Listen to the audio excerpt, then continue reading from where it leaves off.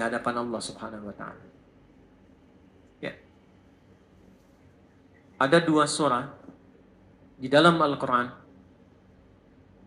yang bila 2 surah ini dibacakan, itu setiap hurufnya dihitung bisa berpotensi menggugurkan dosa sekaligus mengabulkan doa-doa yang dimintakan. Sepanjang doa itu baik untuk urusan dunia akhirat kita. Kalau salah satu kurang baik, diperbaiki oleh Allah. Misal, dunia baik tapi akhirat tidak, maka diperbaiki oleh Allah kepada yang lebih baik. Surat pertama Al-Fatihah, surah kedua Al-Baqarah. Sebelum doa baca tuh Al-Fatihah sama Al-Baqarah.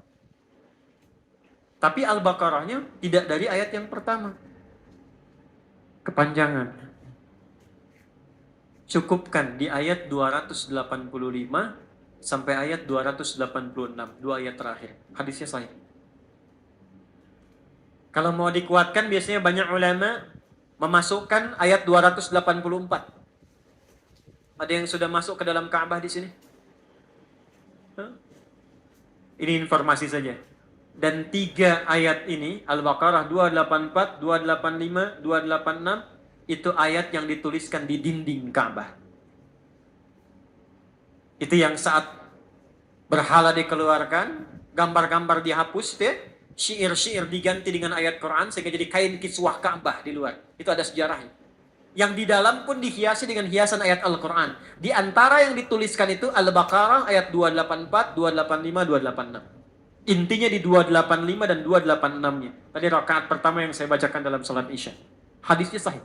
Itu spesial malaikat Jibril turun kepada Nabi Muhammad SAW mengabarkan kabar gembira siapa yang membiasakan membaca Al-Fatihah. Ya, kemudian 2 ayat terakhir di Al-Baqarah dari amanar rasulu sampai fangsurna 'alal qaumil kafirin, tidaklah dia membacakan itu kecuali setiap hurufnya dijaminkan mengabulkan doa-doa yang dia mohonkan sepanjang benar doanya dan tidak diselimuti maksiat.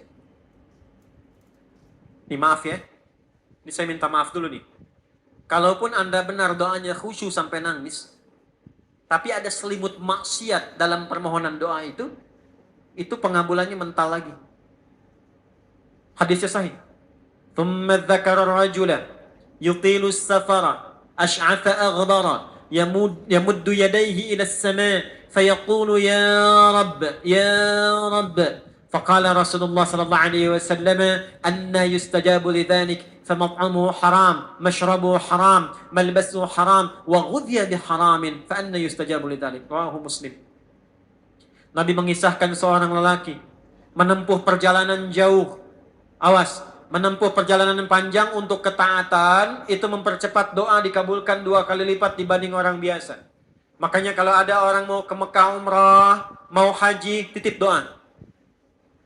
Ada yang mau beasiswa ke Madinah, ke Mekah, ke Al-Azhar, ke Mesir, titip doa. Saya biasanya kalau mau berangkat umrah, Ustaz titip doa, ayo tulis banyak tuh. Nggak saya baca. Saya simpen aja. Ntar dekat Ka'bah, ya Allah engkau maha mengetahui. Ya. Mohon kabulkan semua doa-doa ya dari teman-teman jamaah yang dititipkan dalam kertas yang telah mereka tuliskan itu. Simple kok, daripada capek kita bacakan satu-satu. Dan alhamdulillah biasanya ya insya Allah terkabul. Insya Allah. Itu perjalanan jauh. Nah orang ini menempuh perjalanan untuk sekedar berdoa. Safar. Ya, safar yang baik. Kemudian yang kedua, yamuddu yadayhi ilas sama, dia mengangkat tangannya ke langit. Ini saya tidak bermaksud mengajarkan ya, cuma menunjukkan prakteknya begini nih. Ada yang bisa bantu saya nggak? 1 orang maju. Cepat. Yang depan aja, depan. Jazakallah khair. Mohon pegangkan mic sebentar. Ya, makasih ya. Lihat sini. Gini. Nah, ya. Jazakallah.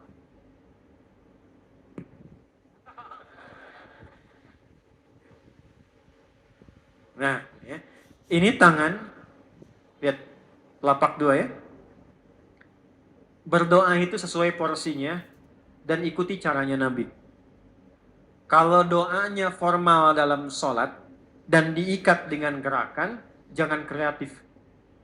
Ikuti seperti Nabi yang contohkan. Misal dalam sholat, shollu kama ra'aitumuni sholli. Sholatlah seperti kalian melihat aku sholat. Nanti ada 3 posisi atau sampai 4 posisi dalam sholat yang mempercepat terkabulnya doa. Posisi puncaknya sujud. Hadisnya sahih, inna ma aqrabal 'abdi min rabbih wa huwa sajidun fa aktsirud doa. Keadaan terdekat antara hamba dengan Rabbnya adalah saat sujud, maka perbanyak doa saat sujud. Tangannya posisi sujud begini, menempel. Jadi nggak usah begini. Oke? Begini. Nah, ini di luar sholat.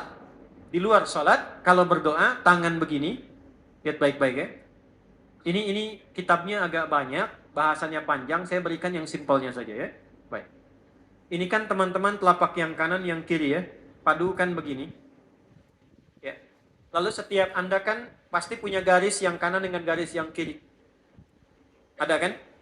Itu membentuk keseimbangan. Oh, ini bukan ilmu otak-atik ya. Ini ada sanadnya nih. Pertemukan 2 garis itu sehingga seimbang tangan ini. Tuh. Ini masalah sederhana tapi poinnya penting sekali. Sudah? Cara yang pertama begini. Ini di luar sholat dan bukan dalam posisi saat istisqa, saat minta hujan. Begini. Sudah? Pertemukan. Lalu letakkan jajar dengan dada di sini. Ya. Jadi kalau dada itu, ini posisinya. Ini nahar di sini. Ini ada rongga dari bagian atas dengan perut, ada rongga kosong. Nah ini yang disebut dengan sodrun di sini. Ya, kalau kita meletakkan telapak tangan saat sholat begini, letaknya di sini. Yang ini perut, yang ini nahar. Doa itu di sini. Jelas? Semakin kita memohon dengan lebih sangat, naikkan sedikit begini. Sudah? Kalau istisqa, minta hujan, agak lebih tinggi ke atas. Nah ini cara mengangkat yang standar di sini. Untuk memohon. Jelas? Oke. Jazakallah khair. Nah orang ini, dia mengangkat tangannya. Jadi, melakukan perjalanan jauh, mengangkat tangannya, yamuddu yadaihi ilas sama. Orang yang berdoa dengan mengangkat tangan, itu dijawab doanya oleh Allah lewat keterangan Nabi SAW, itu bisa al-kamakala 2 kali lebih cepat dibandingkan dengan orang yang tidak mengangkat tangan saat berdoa. Jadi Anda cuma sekedar doa dengan mengangkat begini, itu lebih cepat potensi dijawabnya dengan mengangkat doa.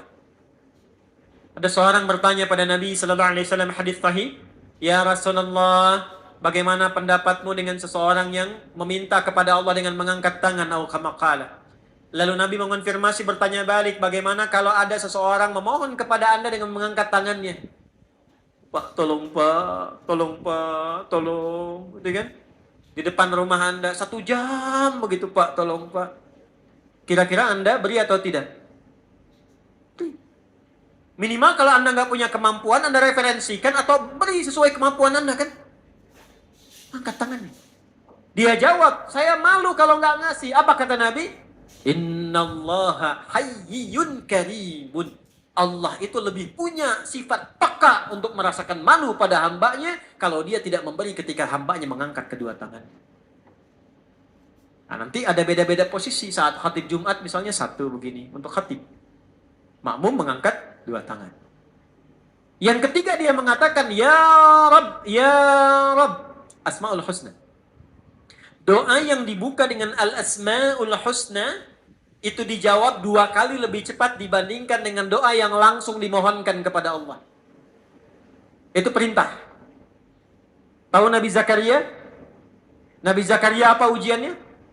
Diuji oleh Allah, hidup demikian lama sampai rambut memutih, fisiknya letih, istrinya divonis secara medis, maaf, monofos dan mandul. Kata medis gak mungkin punya keturunan.